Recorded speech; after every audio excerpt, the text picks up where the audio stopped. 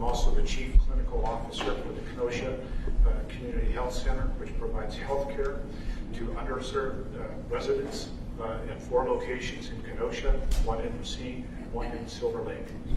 Today I'd like to speak about the significant health care inequalities in this county and ask you to vote in favor of continuing this resolution that racism is a healthcare crisis in this county. As has already been mentioned, African American infant mortality is 4 times higher among African American women, and these children have a lower birth rate compared to white mothers.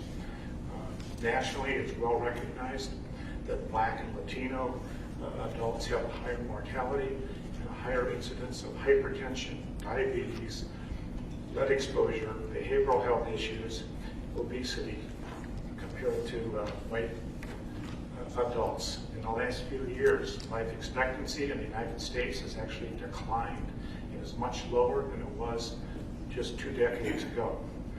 In Kenosha County, compared to other counties in the state, life expectancy in our county is lower than the state median. We're actually in the bottom half of the entire state in terms of life expectancy. What can we do about this?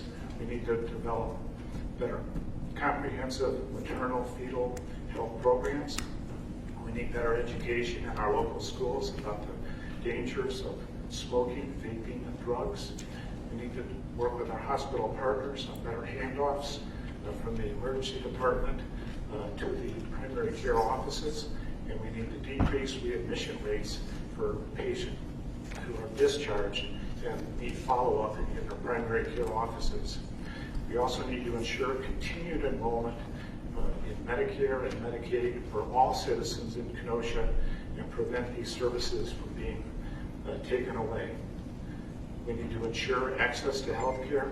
We also need to make certain that African American and Latino patients are welcome and feel comfortable going to the doctor's offices rather than going to the hospitals for non-emergent care.